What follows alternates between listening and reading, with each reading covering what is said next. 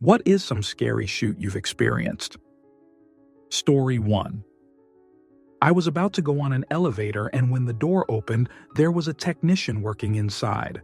I stopped and turned around to walk down the stairs, but the technician told me he was finishing up and that it was okay to use the elevator.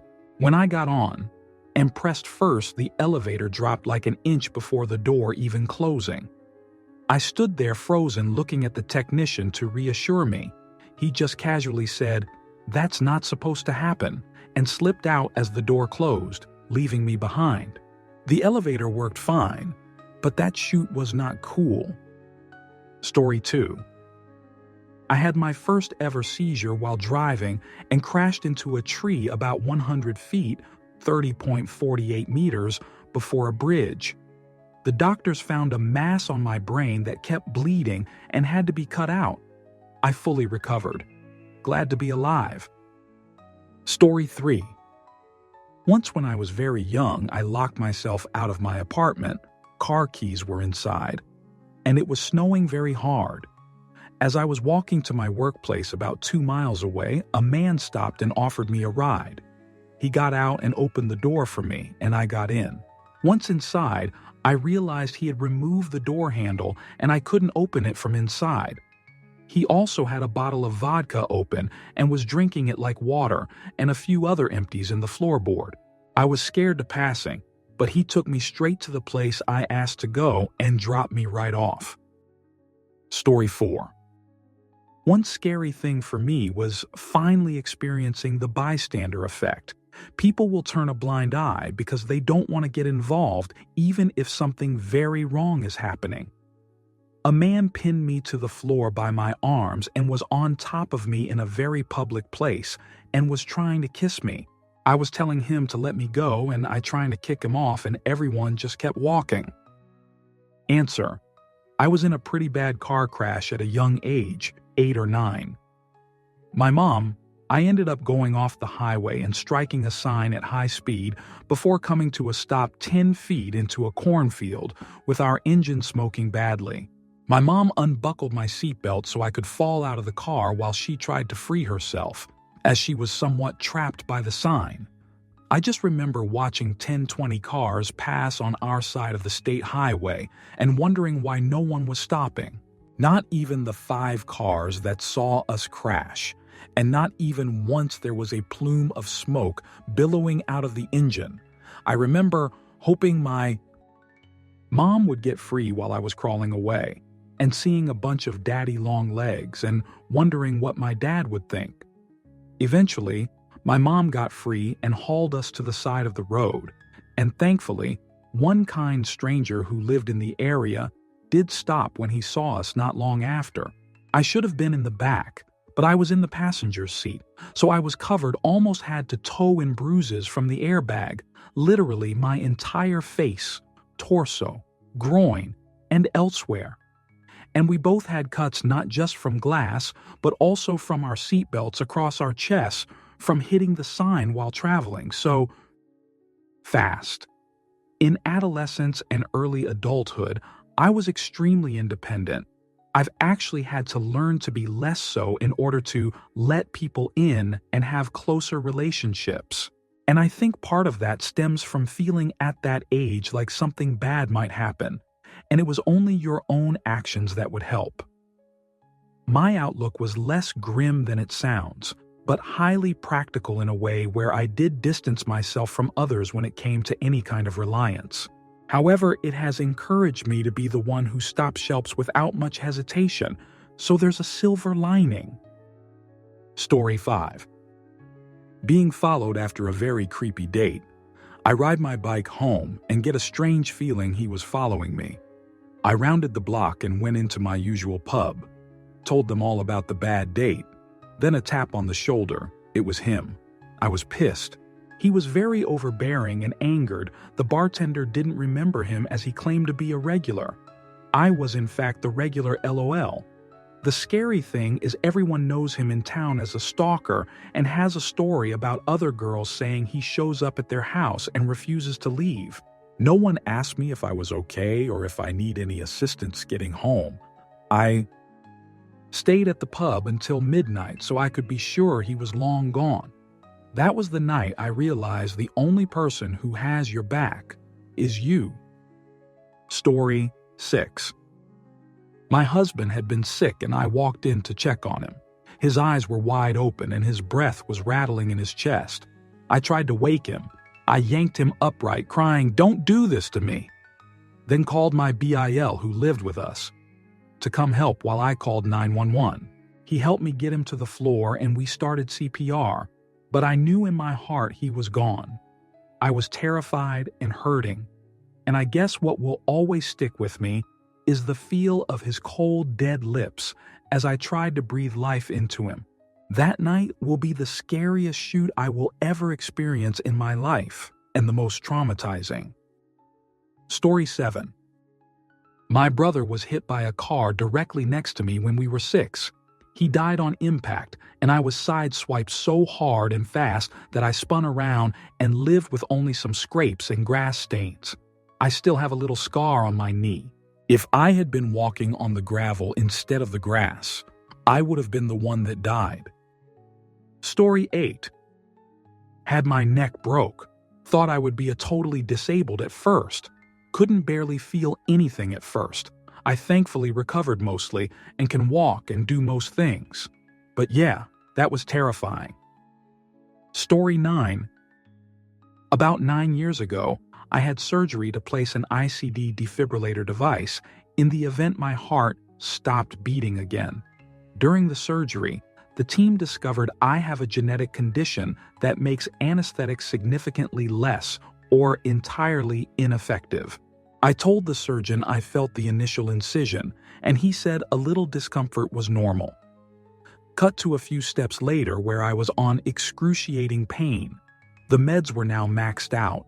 I was given 2 choices: wait for another team of anesthesiologists and doctors to put my under general anesthesia, 60 minutes, or continue with the surgery. Entirely aware and feeling everything. In my mental state, the idea of laying fully awake, unable to move, riled with anxiety was not an option, so we pressed on.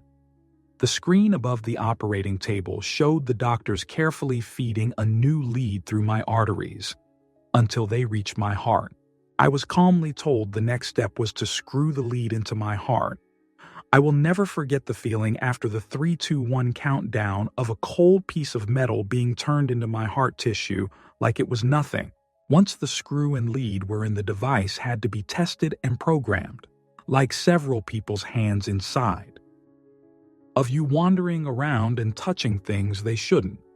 Tested the device with a mini shock, which didn't at all feel small, and then stitched me back up and sent me on my way. The sound of heart monitors and clinically sterile environment of a hospital or doctor's office still triggers my PTSD from the events. Story 10.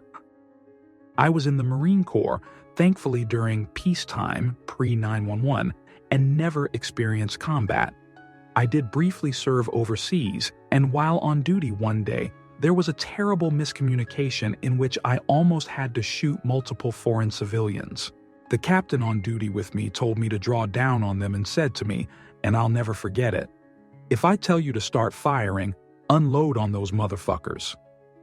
The motherfuckers in question, about 3 of them threw their hands up and were pleading with me not to shoot.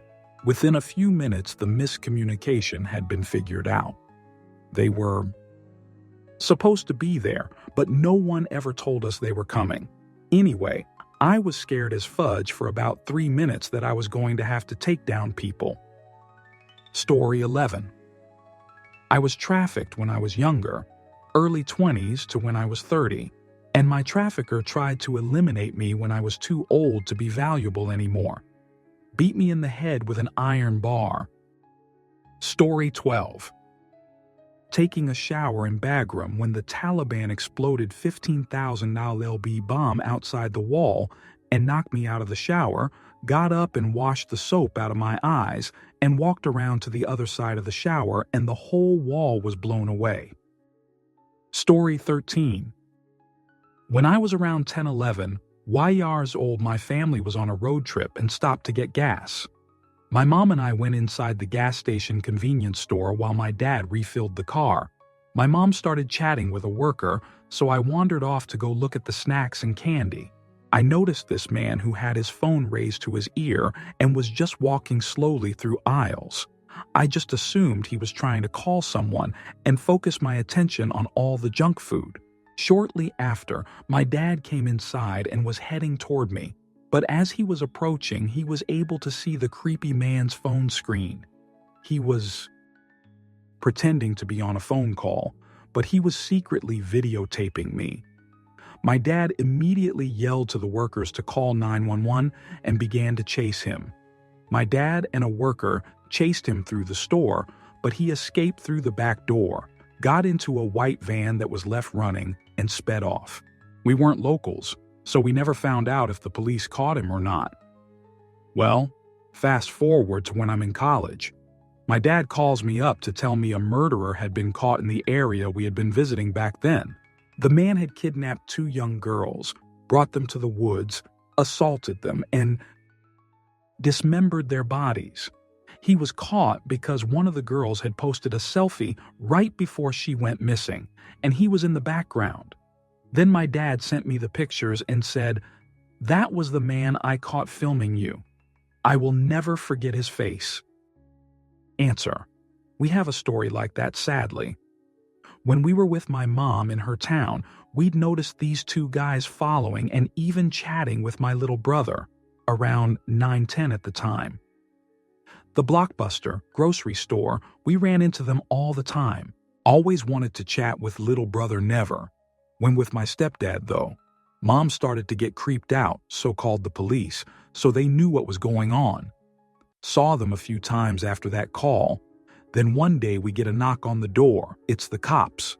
Turns out the 2 were a known pedophile pair in the area. Liked little boys. They'd got caught in a sting and eliminate themselves.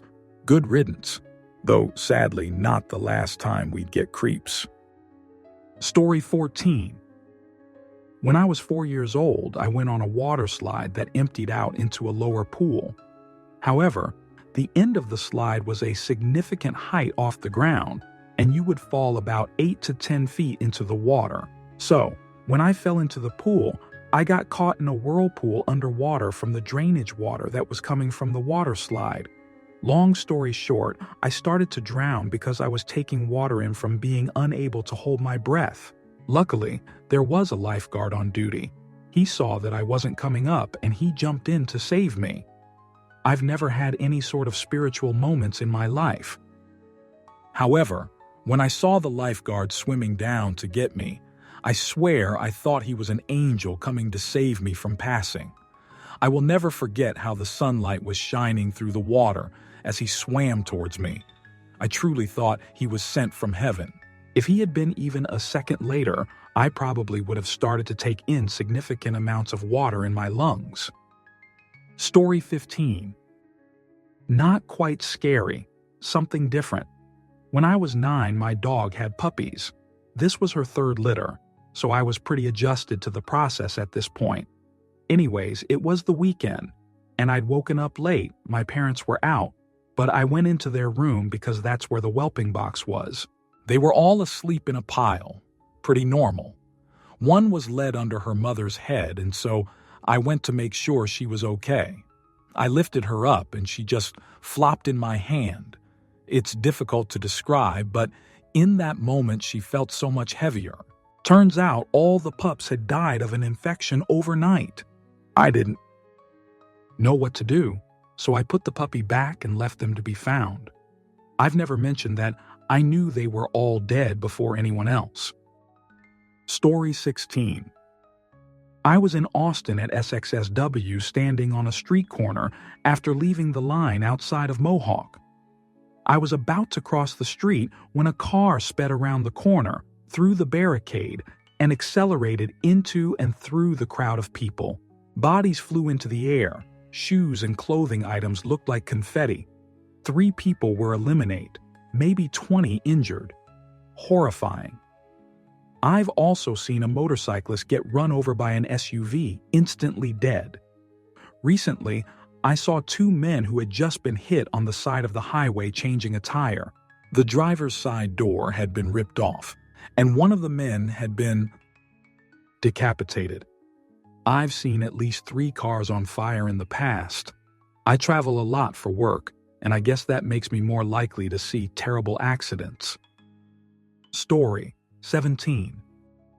I work nights alone at one of the sketchiest liquor stores in town. This creepy old man customer says, "My cologne is called Come As You Are. Does it smell like cum to you?" Okay, I guess that's more unsettling than life-threateningly scary. Story 18. That one time I was on the top of the stairs in my church, filled with sadness and desperation, and a voice in my head said I could throw myself to the bottom of its 17 steps and no one would care, and I started seeing people jumping over my corpse. I ignored it and reprehended the thought, only to discover that the given stair had exactly 17 steps I had not previously paid attention to. Story 19. Watching my dad die of lung cancer, my whole life cancer, seemed to me like something horrible that just happened in the movies, compared to watching your closest loved one have their flames slowly snuffed out. Shoot, horrible. Story 20. The first time I had vertigo, I was on a bus just minutes away from getting off. Thank God my ears and brain got its bearings so I could walk properly. Story 21. Copied from a while ago when I posted it. I work in the woods for a living here in the western US, lately as a fire lookout in a remote location. I'm talking a 3-mile hike to a mostly abandoned dirt road and another hour drive before you even hit pavement. This was last summer. It was around 11 p.m. on a moonless night. Pitch black outside and the lights of the town 30 miles away have mostly dimmed. It was a relatively calm night, very little wind. The tower sits atop a more or less bald spot atop a lower peak in the middle of a burn scar. There's not much within the immediate area besides some long grass and a smattering of younger fir trees. This is what it looks like looking roughly south during the day. And this is what it looks like roughly at night, looking more eastward. Here's a view from the catwalk toward the tower in a long exposure because it's pretty. At around 11 p.m., I'm sitting there under the glow of a propane light out on the porch, finishing a book. I suddenly heard a rustling coming from down the hill to south, about 20 degrees to the right from the photo I showed there, where there's less to see. It was just barely audible and sounded like it was approximately 300 feet away. It was very sudden and sent a shiver up my spine. I went back inside and grabbed my flashlight to have a look around from the catwalk. Nothing at all out there in that direction that I could immediately detect. And then I saw it. Well, saw something. To this day, I'm still not certain what it was, but what I do know is that it wasn't a trick of the light or of my eyes. I looked at that exact spot the next few nights and never saw it again. I know my home like the back of my hand. Every tree, every shrub, out in the distance next to a lone boundary tree was a vague shape, dark and ill-defined despite the surrounding area being relatively in focus. Looked to be about 4 to 5 feet tall, roundish, definitely wider than the tree, roughly human-shaped, but not quite right, like it was some memory of what a human looks like from someone who hasn't seen another in long time. Hunched, I watched it for what felt like forever. It didn't move, not initially. After a bit, it shifted slowly to my right, behind the tree, and then it was gone. And I never saw it again. I would have been able to see it behind the skinny tree, and if it went down the hill or side hill. Like I said, this relatively small snag was on its own, on a relatively gentle downslope. Now, this is an area with a lot of animals. mostly white-tailed deer and wild cows. We have some black bears, some elk, some cougars, and some wolves, but they don't tend to let themselves be seen, and they tend skitter off when they learn they're being observed. I've seen the predators before, but never that close to my tower. The white tails and elk come up, but there's little in terms of food, and people are known to come here. We also have visitors and hunters, but my location in particular is only really known to locals and doesn't exist on public maps. The official start of the extremely overgrown, hard to follow, and obviously abandoned trail is about 2 miles after a locked and unmarked gate. Hunters don't tend to come up because the animals don't tend to come close. Poachers wouldn't because they're aware we report to law enforcement. It still freaks me out a little to this day. I hope it was just a person or an animal in some weird circumstance. I don't feel too comfortable sitting outside after dark anymore. Answer: sorry I don't use this account a lot, but this daytime picture. OP was 100 telling the truth. Something was out there. Because IDK, why no one has actually noticed this yet, but in the daytime picture, there is a makeshift Lenta type of shelter. Because all the sticks are cut and the same size to make a triangle. You don't see those human size without it being man-made experience from being out and camping. On the left side of those green trees close up, way in the background by all those dead trees, there is a lean to triangle stick shelter out there if you really zoom. IDK, feel free to call me crazy, but that def looks like a man-made triangle stick shelter. It's the right side and everything, but you need to zoom in and look. Story 22. I was in middle school and my dad was very abusive about the very little things. I remember waking up every time he came home from the yogurt shop he owned around midnight. Am absolutely terrified and feeling my heart jump from the fear of hearing him climb the stairs to my room, to wake me up by hitting me or dragging me out of bed, to kick and punch me for not doing some math problem correctly, or if I didn't clean something in the kitchen. Honestly, this went on for a while and he got to the point of actually choking me and then letting me go. So I didn't pass out.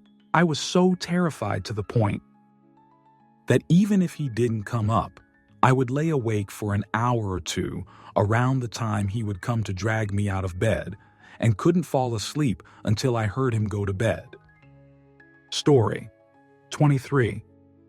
I think the only reason this didn't scare the ever-living fudge out of me was because I was too dead dog-tired to really process it properly at the time. I was in university and it had reached the point in the semester where it was major crunch time. I had 3 major term assignments, due plus weekly assignments for 4 different classes. Day 1, I woke up at 6:30 a.m. so that I could get to the university in time for my 8:30 a.m. class. After classes were done for the day, I met with my group to work on the major term assignments. It was the same people for all the term assignments, so we could do all 3 simultaneously. We worked on it until the common room closed down at 10 p.m., then we went home. I ate supper and went straight to bed by 11 p.m. I woke bolt upright at about 12 a.m. because I realized there was a mistake in the major term assignment we had been working on, and it needed to be fixed as that assignment was due that morning. Day 2, so I woke up, worked on it until 6 a.m., and then made my way back to the university. I downed an obscene amount of coffee and energy drinks so I could make it to the end of classes. After class, I met up with the same group of people, and we kept working on the group assignments. At this point, it was about 6 p.m. For those keeping track at home, that means I had slept 1 hour in the past 35.5 hours. All of a sudden, my entire body went cold, like right down to the bones kind of cold. I said to the people I was working with, 1 male and 1 female, that I very suddenly felt very cold and that I was kind of concerned. The woman in my group said, maybe go walk outside for a bit, get your blood flowing and get some sun. It was very warm out that day and that seemed like a reasonable idea. So, I started walking towards the main quad in our university. The final classes of the day had just ended, so there were a ton of people milling around, mostly heading to the transit stop to head home.